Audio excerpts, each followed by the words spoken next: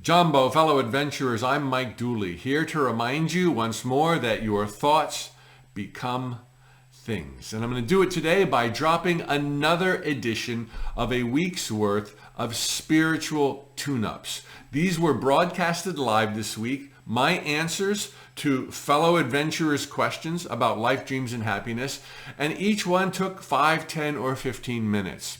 We've sewn them all together for your viewing and listening enjoyment. Sit back, relax, and enjoy.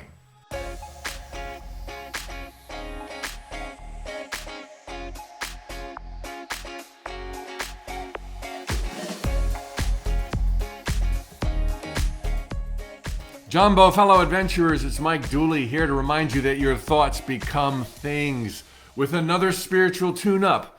380 of these so far. Check out the archives. Chances are I've already touched on a topic or two that you might have interest in. The archives are here at Facebook. Go to more and videos on this very page, and or Instagram, my Instagram TV, IGTV. All right. Let's get a little bit closer to Earth. Last week, there was a lot of esoteric questions. This week, let's make it about love and romance, okay? Mike, finding love. I remember you saying, do all you can with what you have from where you are. How does this apply to meeting the love of your life, particularly if you live out in the rural country during COVID? I have been single for a very long time. I've tried tirelessly on many, many dating sites and have been on many dates, and I find it all very disheartening. There are so many time wasters out there with no respect or kindness. Excuse the sense of humor here. I know what you're talking about. I have given up on the dating sites for now. What is your advice on what else I can do? I feel like I should be doing the dating sites, but they are leaving me deflated and disheartened. Frankly, sad. I would honestly rather be on my own than with someone just for the sake of it. I just want to meet one good, kind, happy guy. You are not asking for too much. Great question. But I do see a dynamic here that's a little bit interesting. I'd rather be on my own than just be with someone for the sake of it. Good. And that kind of changes things, because if you are really all into it, then you wouldn't be doing any of this for the sake of it. So how did that get into the equation, that you're doing this for the sake of it? Maybe society, maybe because it's what you should be doing. Hopefully this answer is going to help you get to the kernel of who you are and where you are right now, because timing is so essential, and timing will take care of itself when we're happy on all other fronts of our lives. So 2 big dives here. The first is really simple. And please forgive me if this sounds like I'm oversimplifying things, but I am an expert at being desperate and dateless, yet turning it into the relationship of my wildest dreams. Thank you, universe, for that. I didn't get married until the big 5-0. Nothing prior to that. Relationships, of course, generally very short-term in duration, and I always wanted to be in a relationship. It's like, oh, come on. But I learned a few lessons, and I wouldn't change a single thing, and neither will you want to change something by the time that great relationship happens for you, because it will happen for you when you are ready. And you will be ready that you're asking this question. Number 1, don't make such a big deal of it, okay? I know, that's not so kind, and it's easy to say, not so easy to do. But the 2 things people most want in my audiences, and I don't think it's me, is typically they want that incredible relationship or they want money, okay? And they think that either one is going to be their gateway to happiness. Happiness comes first. Happiness will get the floodgates trembling for the financial abundance that is yours by birthright. Happiness will make you a magnet to all good things, including your Romeo or your Juliet. Don't make it such a big deal.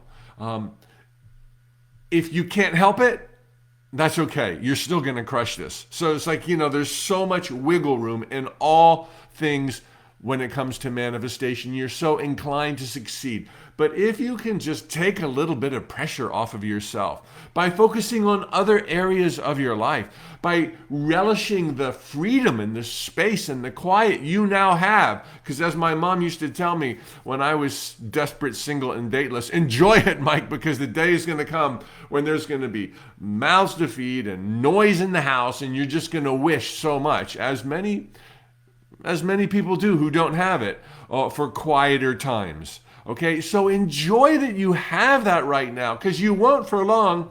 That guy's coming, that girl's coming, and focus on other things in your life.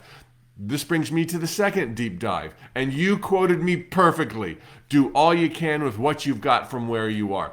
In terms of the relationship and beyond, do all you can with what you've got from where you are. Okay, kudos and props to you for signing up for websites, because they are the most demoralizing thing in the whole universe. But I don't think ever I let a year go by when I wasn't on some dating website. And I tell you, I don't know if it must have just been me. For every email I got, either out of the blue or in return to mine, I must have sent 30 or 40. Okay, maybe that's a guy's lot, maybe that's my lot, but I would send out 30 or 40 emails and I would get one back. And it was so demoralizing. But here is the big thing I want you to understand. When it comes to all manifestations, it is far more important that you do something in the direction of your desire than what you do. It's more important that you do something then it is important that you do the right thing. Like, there is no right thing, wrong thing. If you're doing your best to move in the general direction of your dream, in this case, a perfect example is get on a dating website. Okay, you can go on the down low. You don't have to put too much information out there. You can do it at your pace. You don't have to make that work.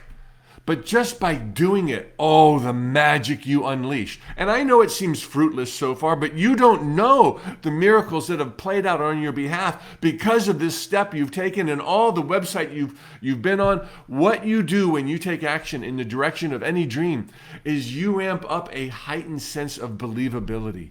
You ramp up this magic that says, yes, this can happen for me. And suddenly in the unseen and in realms beyond, in time and space even, certain people are getting that tap on the shoulder, and stars are realigning, and ships are coming to within reach of one another so that they will not only pass in the night but rendezvous in the night. You create expectation. You find it easier to believe in what you're doing, even if it seems like failure after failure and nothing for nothing. By doing something. This is a little bit unrelated. I mean, obviously it worked for me in relationships, okay? So I was on the websites. I told people I'd go on blind dates. I went out on blind dates. I hung out where single people hang out. I did all those things. And when I least expected it, living my life in Mexico, I meet this señorita who changed everything for me.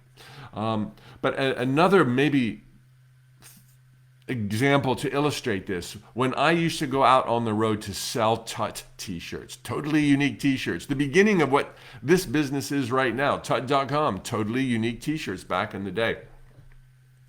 We would be at the home office, the warehouse, me and my brother and my mother. And I mean, the phone wouldn't be ringing, wholesale customers wouldn't be calling, nothing. But once a month, I'd go out on the road in my little car, and I would drive all over the state of Florida and stay in flea bag hotels.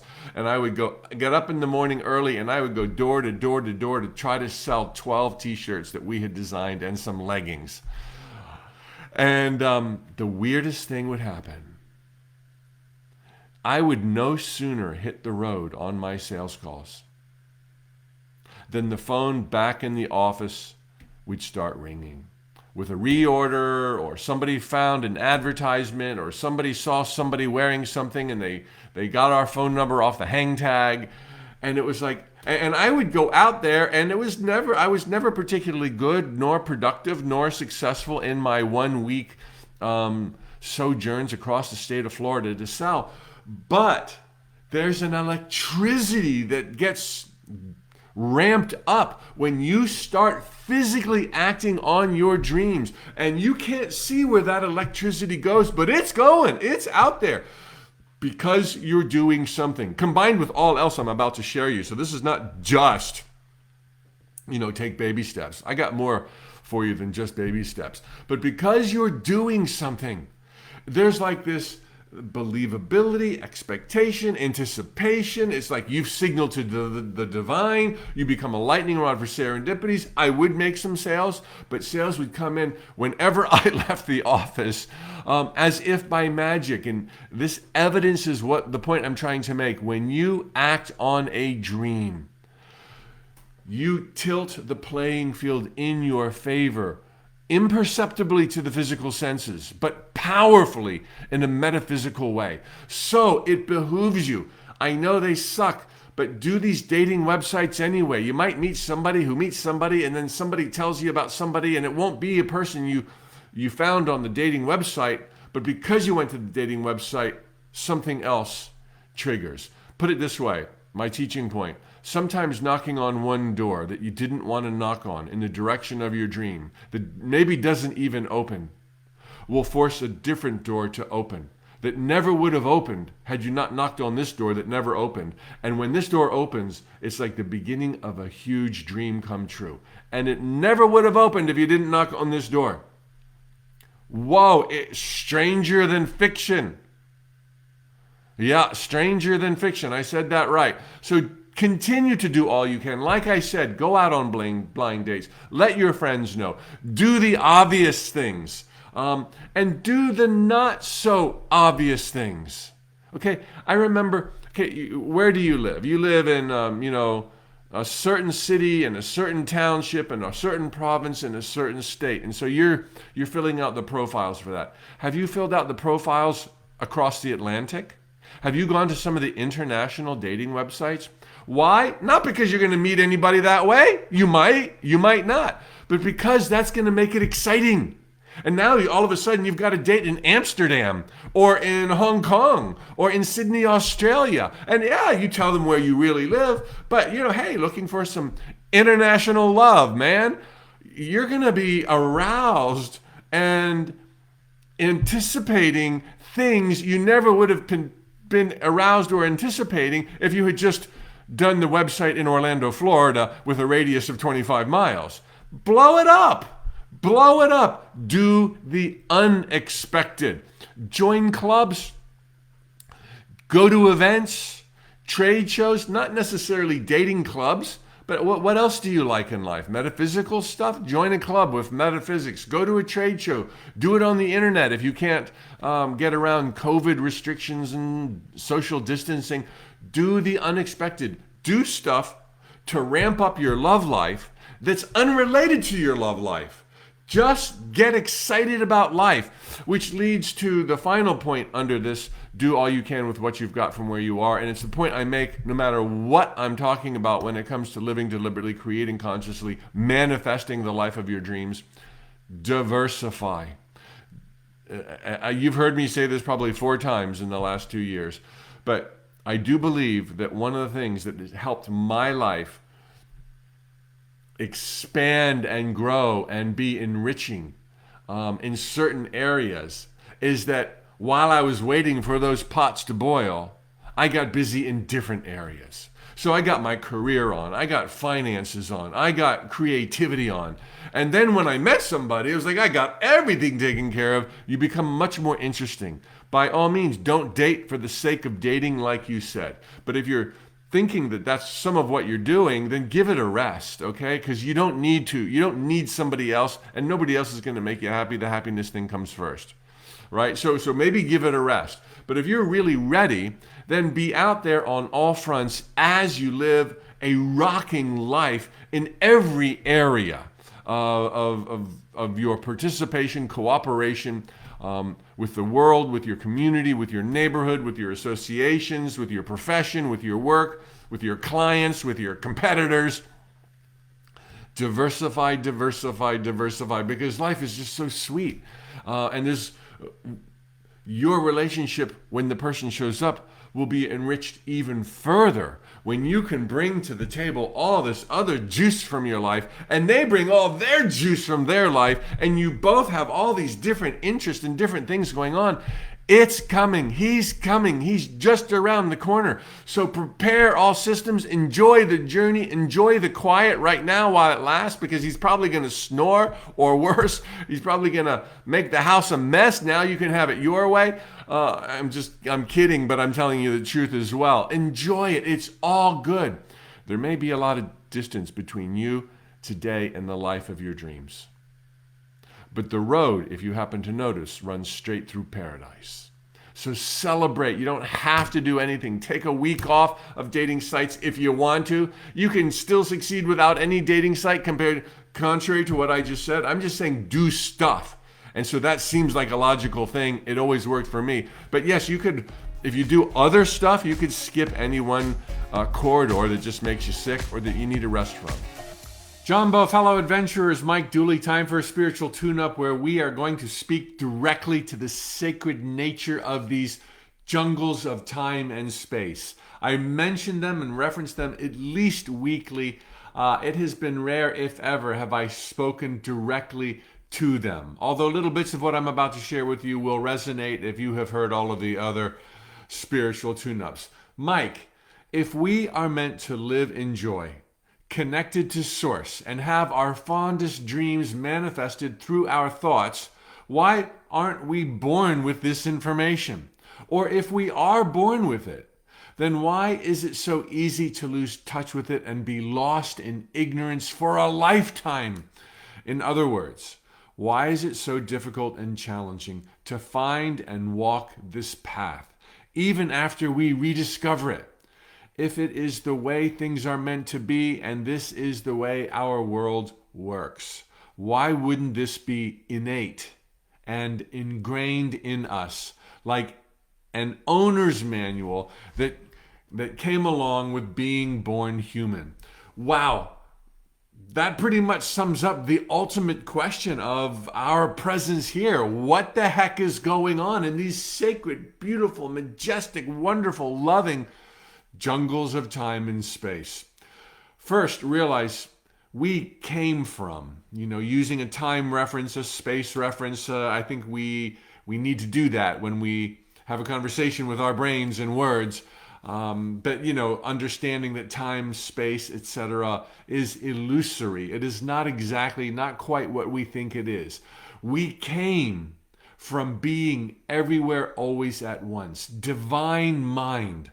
And divine mind is truly on an unending adventure into self-discovery, exploration, infinite possibilities. I mean, if the mind of God can create a physical universe with 100 billion galaxies, each galaxy with 100 billion stars, one physical universe, not talking about probables or parallels, and create the splendor that we know to be in existence on this one planet. Can you imagine the objective, the possibilities, the depth? No, we cannot. We cannot imagine it. Yet we can see that it's present and that it exists everywhere, and we can trust that all is profoundly, supremely well, that nothing can go wrong in a permanent sense within the mind of God. And so God's mind, for lack of a better word, certainly not male, female, it is everything, everywhere, always at once, every grain of sand, every mote of dust, creates these realms and dimensions and universes, and as some have said, wondered what it would be like to be on the inside looking out instead of knowingly being everywhere always at once.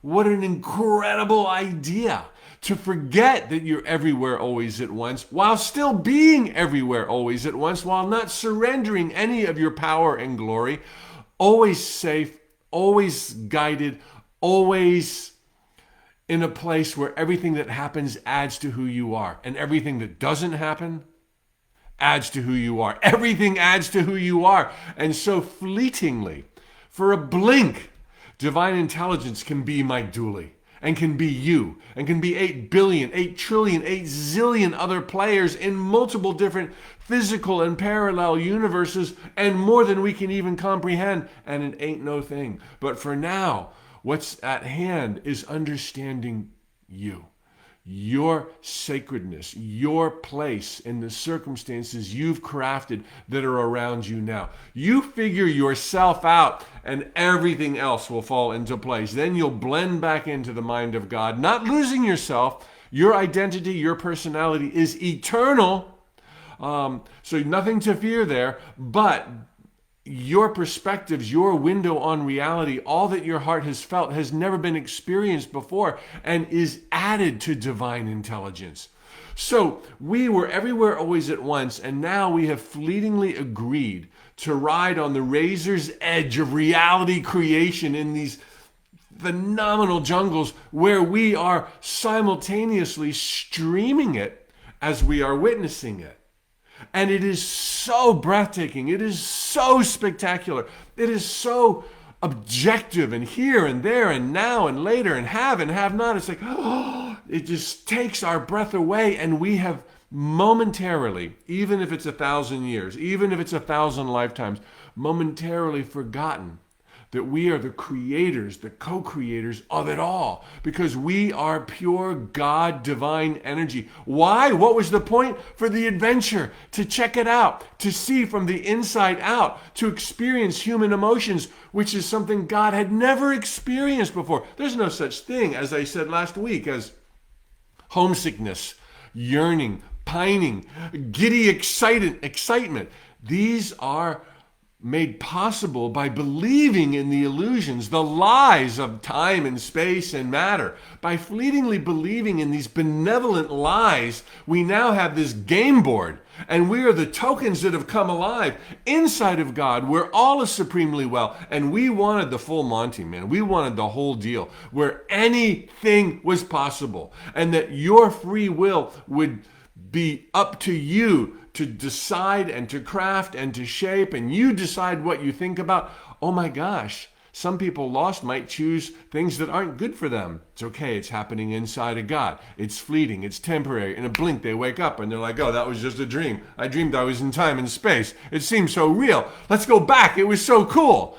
And so we have gone from everywhere always at once to being here. And if it was easy, to answer one of your built-in questions there, if it was just, child's play. Oh, I want 100 friends. Boom, they all love me. Oh, I want wealth and abundance. Boom, here it is. I want to live on the beach and in the mountains. Boom, you've got both. You would get sick of that. You would say, that's crap life. That's bull crap. I want to totally feel who I really am, and whatever I am feeling, I want to create it. And I'm feeling good or bad, high or low, I want it all. And I'll maintain the integrity and the ability to be able to see that there is a consistency and a method to the madness. And lo and behold, when I'm sick and tired of being sick and tired, I'm going to self-reflect and realize that it's all me. And that if there's something I don't like, I change my mind. I change my thoughts. I change my words. And in that moment, nothing's going to change.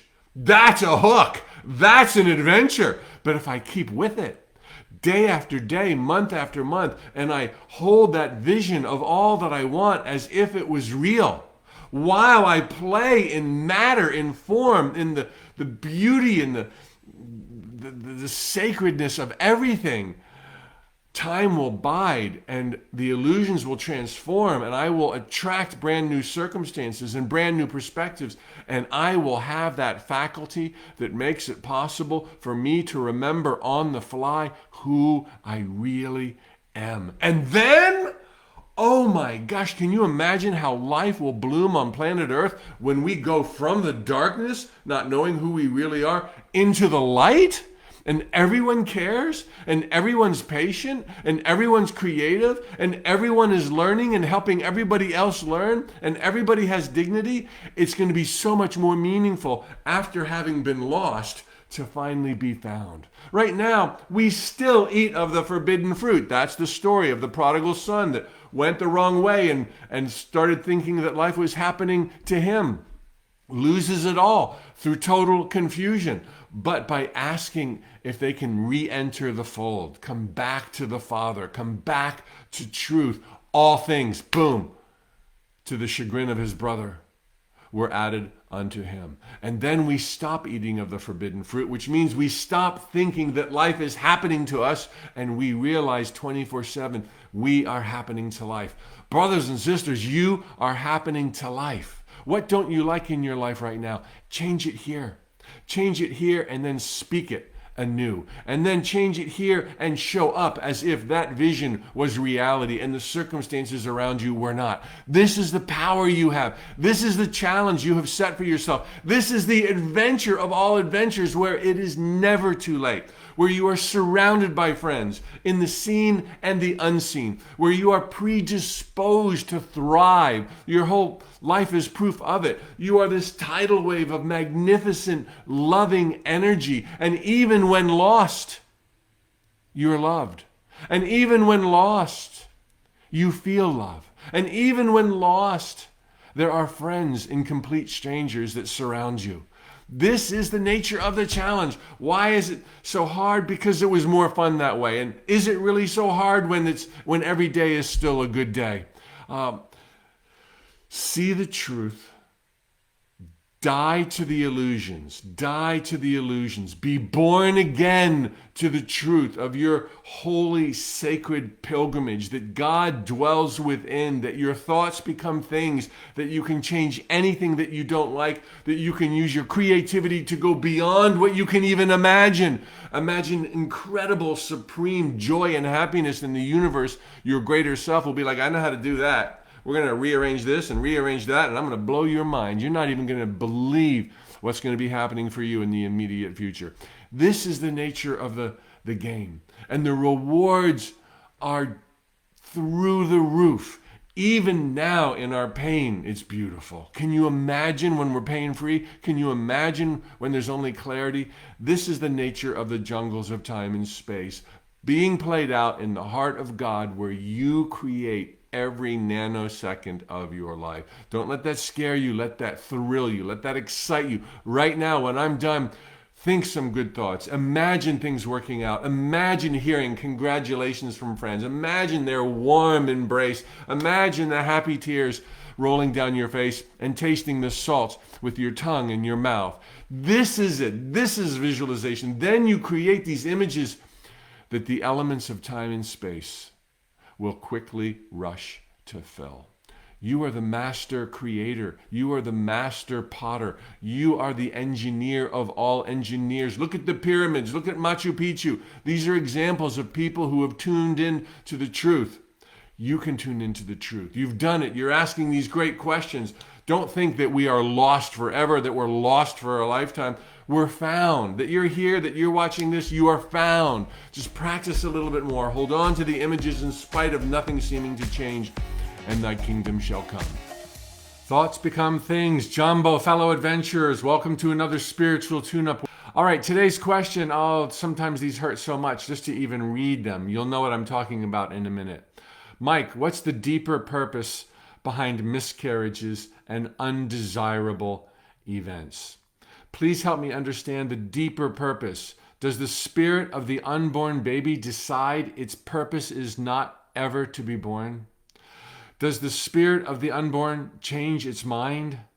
Is the miscarriage the result of the parent's manifestation and has nothing to do with the unborn? Thank you.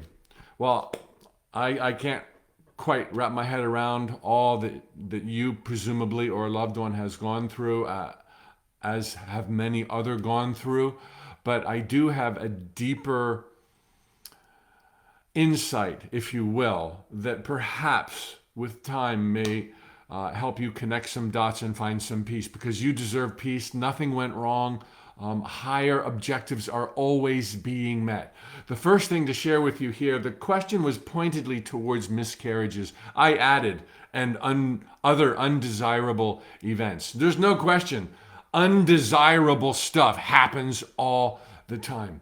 I want to first remove you from a place of thinking that there is typically a reason for a miscarriage. The baby, the parents, or whatever.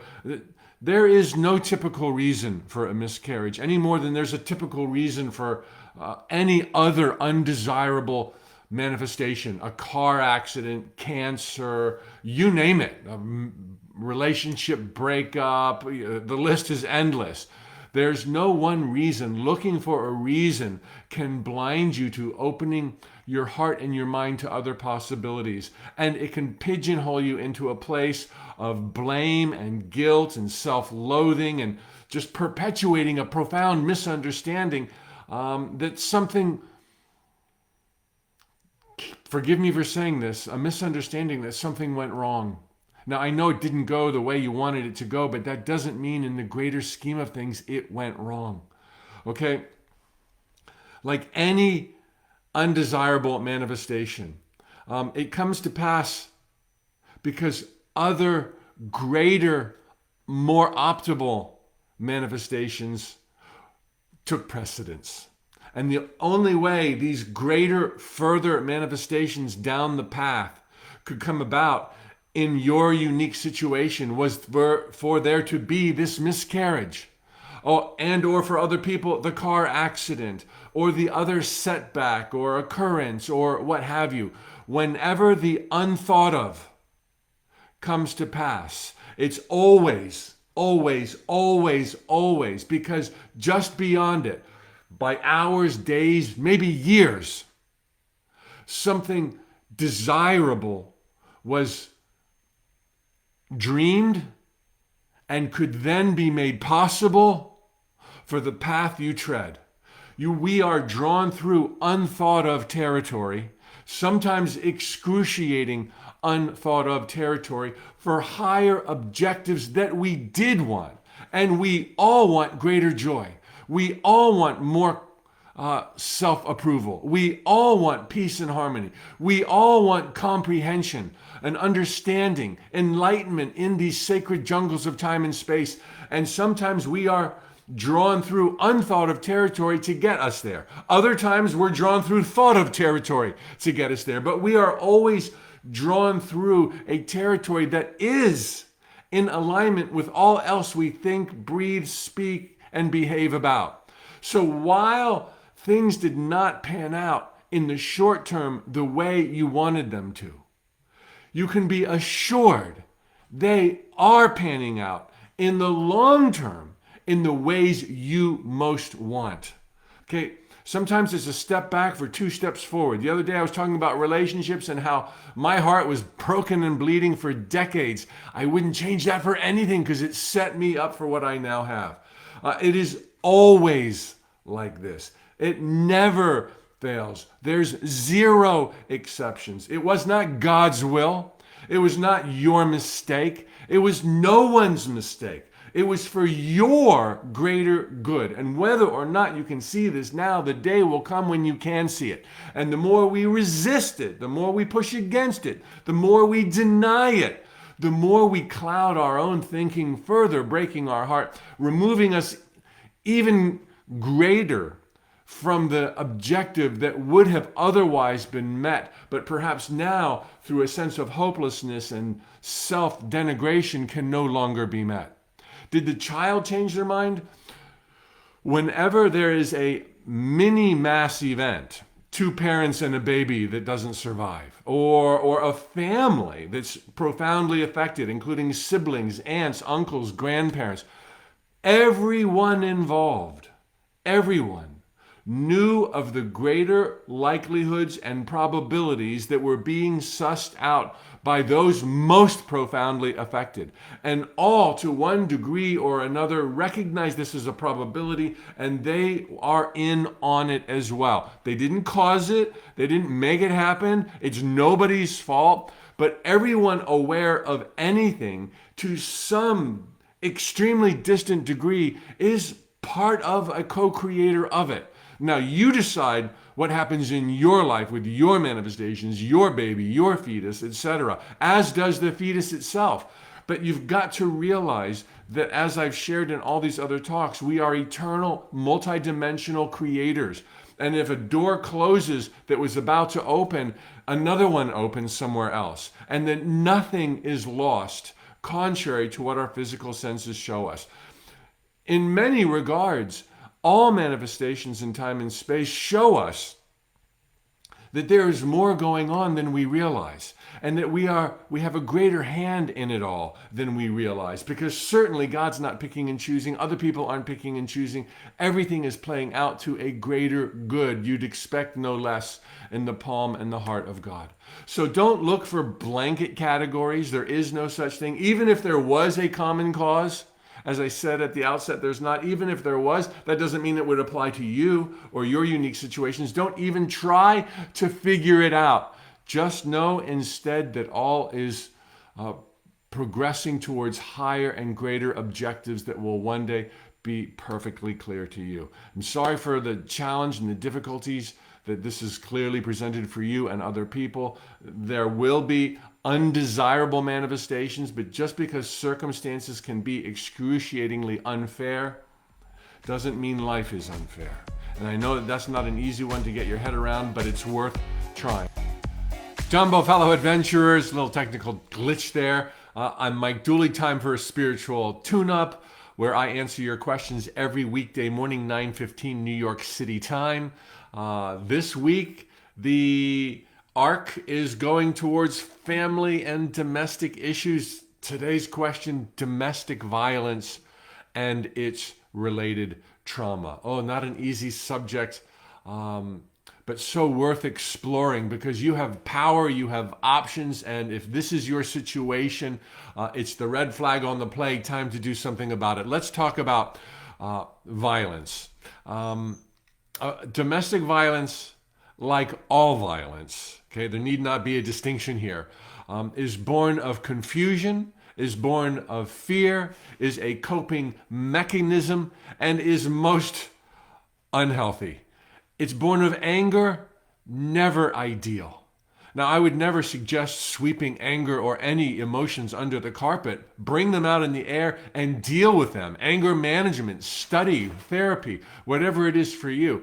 But anger, sometimes we feel like, it's the fuel that will drive me towards creating change in my life. Well, it could be that, but it is almost invariably poisonous and unproductive. Anger is not your ticket, okay? Passion, excitement, enthusiasm, joy, that's easy street. Anger, while it can be leveraged, the same could be said of violence, can be leveraged, it can be used. It is not the way to go. So if you're feeling anger, please examine it.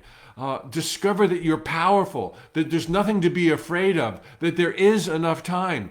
And if you're the person in a relationship that is prone to bouts of anger and or violence, you need to extract yourself from that situation. You need to realize no matter what the provocations seem to have been, none of them ever would rise to the occasion of your response being justified in terms of anger or violence. Yes, I know anger is very much a common part of all of our lives. That doesn't mean it's normal. That doesn't mean it's ideal. It is not normal.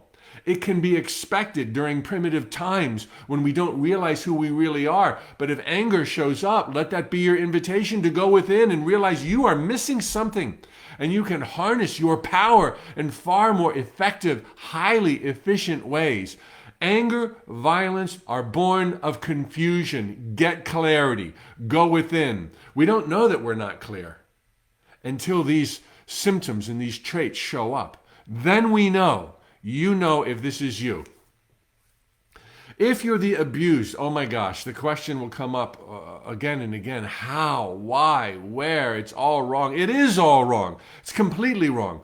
But just like we were talking with miscarriages yesterday, every one of us in these sacred jungles of time and space sees the probabilities before our incarnation, and we chose according to those probabilities. And sometimes the probabilities were not pretty. They were not smiley faces. They were not rosy, but they spoke to greater objectives, Remember yesterday with miscarriages, we talked about nobody thinks about a miscarriage. Nobody wants a miscarriage, but they want the peace, the joy, the power, the empathy, the compassion that can come from it. It can also create a shift in circumstances that might not have been otherwise achievable in the way that they were achieved. And so these occurrences or being in the way of violence or a miscarriage can take your life to another plateau while learning other lessons, because everything that happens in that journey will be in alignment with all else you thought, believed, and expected of life, people, men,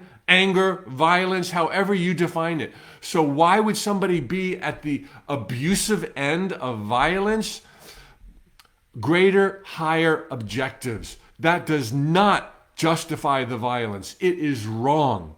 The violence is always wrong. Call it out. Part of your healing, part of your presence there could well be to call it out, to find your strength, the strength you didn't know you had until pressed physically by somebody else who's going through manifestations that will ultimately show them their power, and that anger and violence are not the way. You on the receiving end are also learning simultaneously in this co-creation, not justifying it, in this co-creation that you have power, that you have options, that you can believe in yourself, that you have dignity, that you deserve far, far, far better, that this is wrong in every sense of the way. Point it out. Press charges if that's what you're called to do. Ain't no shame. Might be why you're there. Bring this person to account for what they have done. Keep love in the equation. I mean, if you are one of these gladiators of joy and abundance who've chosen a lifetime where there was a probability that you might be violated, it would be, talk about end objectives, it would be the love in your heart. The love in your heart to risk all as you helped someone else, as you helped yourself. It would be solely for the love in your heart to help someone else as you helped yourself. And that way to help somebody else might be bringing them to task, bringing in the authorities, pressing charges, all of those things, as I've just already shared. Seek help. This is part of the resolution of trauma. Seek help. Whether it's from a loved one or a professional counselor, seek help. Another thing you can do to move through your trauma is to be of service. Be help to someone else. Be help to someone that is perhaps 3 levels prior to where you are now, and they're just now discovering their power. They're just now learning their voice. Be of service as you seek your own help. Give it time, give it prayer, but above all, let love be part of the equation, which does not mean you have to tolerate that, which does not mean you have to stay in that house, which does not mean anything other than let there be love. You can press charges with love. You can wave goodbye with love. Let there be love in your heart. And that's not gushy love, and that doesn't mean stay in touch love. That just means like, look, there's a higher order. We're all a little bit lost. We're all a little bit confused. We're all walking each other home, as I frequently quote Ram Dass in these spiritual tune-ups. We're all walking each other home. And sometimes it gets really ugly. That's how much you love. That's how big your heart is. So, anger, nah. Violence, nah. Invitations to go within. Being abused, nah. Invitations to go within. Find the love that put you in this vulnerable place so that you could find your power, that you could bring about a healing, that you could bring them the light as you bring yourself the light. Nothing's going to put a smiley face on the talk about domestic violence or the abuse. Nothing I've said is an attempt to justify it, only an attempt to explain it so that we can eradicate it, because it is not going to help anybody. Jumbo, fellow adventurers, Mike Dooley, time for a spiritual tune-up. Happy Friday! Got a really buoyant topic today. Not as buoyant as they may have wished to have been. The Atlanteans, that is. They had a bit of a problem with flooding. But Perhaps a topic to bring up spirits from a heavy week, dealing with some heavy topics in earlier spiritual tune-ups. All right, all about Atlantis. Okay, what I'm about to share with you has come from a lifetime of reading metaphysical, spiritual stuff, and oftentimes these conversations go in that direction. In particular, The Seth Material by Jane Roberts, Ramtha by J.Z. Knight, The Antediluvian World by Ruth Montgomery, Edgar Cayce. Those are some of the folks who have written in depth about the existence, the rise and submergence of the lost continent of Atlantis. Absolutely very real. And interestingly, many of these authors say as much, that Atlantis was not the only highly advanced civilization, far superior in technological breakthroughs than what we now know today. Atlantis wasn't the only one. They were there, Atlantis, but there were the Lemurians, the land of Mu, which might have been the Lemurians, and there were several others, some of which lived inside of the earth. I'm not going to go there in this conversation. I know much less about them than I do from my readings about Atlantis. So let's talk about Atlantis. Some say the origins of the Atlanteans were, this is from The Real History of Earth, a book by Sal Rochelle. The Atlanteans are the descendants of people who lived on another planet, originally Maldek. They blew up Maldek when they advanced, technologically speaking, beyond their ability to spiritually comprehend their powers, and they escaped to Mars. They evolved on Mars. It was a thriving, highly evolved civilization. I know this sounds crazy. Hey, you asked, and this is what I know. And the warring continued on Mars. They wiped out life without blowing up the planet this time, but before doing so, there were outposts on Earth. I gotta say, it's so utterly unimportant whether or not high technology came from other planets, aliens, or here. We're all the same. We're all sparks of God. We're all on this evolutionary wheel, physically and spiritually, learning of universal powers and our own innate gifts to create, to direct our thoughts, to focus our energy, to live in joy, love, peace, harmony. That's what it's all about. So whether or not through our own ingenuity we figured stuff out as earthlings, or it was done on another planet, it's still all of us. I can't state that strongly enough. It's not like there's aliens and then there's humans. We're all conscious creators in God's kingdom, if you will, God's queendom. So it's kind of unimportant, although super interesting, that perhaps Maldek, and then the question is, where did the Maldekians come from? You could go for on and on and on. We're all sparks of God. So it's not so important what planet we originated upon.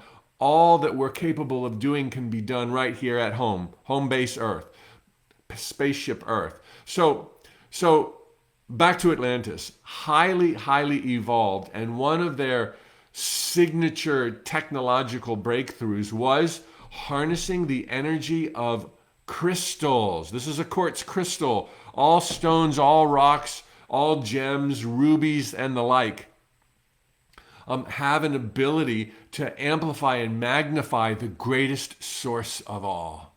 The greatest power source of all is you and your thoughts. So don't give your power away to crystals, but yeah, they're fun to kind of have on your desk and to realize, as Nikola Tesla said, that they are the building blocks of life and intelligence, okay, according to Nikola Tesla. I'm sure I botched that pretty significantly. Those are not his exact words, but there's something living in a crystal, okay? Enough said. So the Atlanteans were able to harness their own power, magnified by crystals, and they used this to do incredible architecture, build vast cities, levitation, and war. They were a warring species. They were also highly evolved, more so than we are today, with a spiritual awareness, for the most part, that there were other elements beyond what the physical senses could detect that could be brought to bear to enhance the magnificence and beauty of life. So they were technologically involved and spiritually evolved, but they had some real problems. Okay, 3 real problems. Number 1, their technological advancements outstripped their spiritual advancements. They were making progress at a breakneck speed without regard to all of the spiritual implications. They had developed the ability to create life forms, which is the stories of our zombies, that were kind of not regarded with respect. They were able to have like a Frankenstein creature, probably far more sophisticated than a Frankenstein creature, that was able to replicate, and they used these creatures of their creation as beasts of burden. And they did not treat them with any kind of respect whatsoever, just one of their many follies. There was also profound segregation on the continent of Atlantis, not just with themselves on their island of splendor, but versus the whole rest of the world that was relatively primitive. And also throughout the continent of Atlantis, there were different classes of people, and many, well, like a caste system. Many use this as an excuse to discriminate, to frown upon. Some of this came from Ramtha, a really cool book, The White Book by Ramtha. J.Z. Knight was the channel. So they were not into respecting their own creations, their own living creations, nor God's creations, if you will, through other species, other races amongst them. To a rather sickening degree, tantamount to slavery. Okay? And then the war problem. They were fighting with others who were rising in their power, rising in their awareness of spirituality and technology. So the Atlanteans were at war frequently with other civilizations on planet Earth at the same time.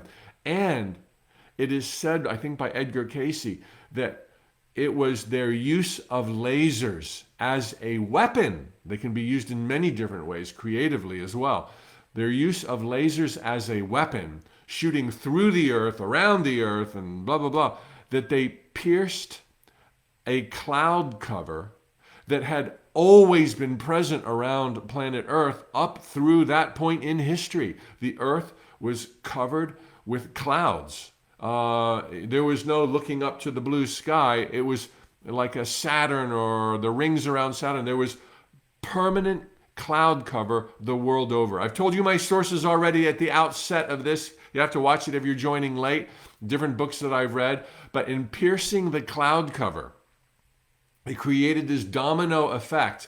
And there was this enormous downpour that, 40 days, 40 nights, I don't know, the Great Flood. But interestingly, several of the books speak to the fact that Atlantis sunk over about 1,000-year period. There were 3 great upheavals. So I don't know when they pierced the cloud cover. Maybe that was the last of the big upheavals. But ultimately, it sunk in 3 phases, and they ultimately lost all their technology. And before it finally sunk, there were outposts, the islands sinking in the Atlantic Ocean. There were outposts in the Americas and in Africa and Southern Europe. And so here we see something that exists to this day. There are towns and cities and villages on both sides of the Atlantic Ocean with similar, if not identical, names. And we also see pyramid structures in Egypt and elsewhere in the Africas and in Europe. They're in Europe. And in Central and South America, we see pyramids. Perhaps this is the Atlanteans dispersed, bringing with them some basic recollection of levitation, crystal power, other ways to tap into source energy. Ironically, many of the descendants, so those who lived during the time of Atlantis, individuals have a learning curve, a social, spiritual, conscious evolution. So do societies. So do civilizations. And the civilization of Atlantis was learning about brotherly love, inclusivity, not getting carried away with technology and letting it outstrip your ability to comprehend it with a spiritual mind. They didn't learn their lessons. And what do you do when you don't learn your lessons? You go back to class. And so several of these books that I've referenced speak to the fact that today on planet Earth, many of its inhabitants are former Atlanteans come back again to learn the lessons that weren't learned before. And we can see these exact lessons now being played out. Some are ready. Some have mastered it. Others are resisting, saying no way. So this is the evolution of consciousness. This is how spirit grows. We do come back again and again and again for the joy of it, to learn, to break through, to understand the beauty in ourselves. Well, there you have it. One more week's worth of spiritual tune-ups. Thanks for tuning in. If you enjoyed what you just saw or heard, please share with a friend. Thumbs up, like, follow, whatever may be the case on the platform you're now experiencing this. If you want more inspiration, every single day I send out a note from the universe. Right now it's going out to 1 million people. We'd love to add you to that list. Enjoy. Thoughts become things. See you next time.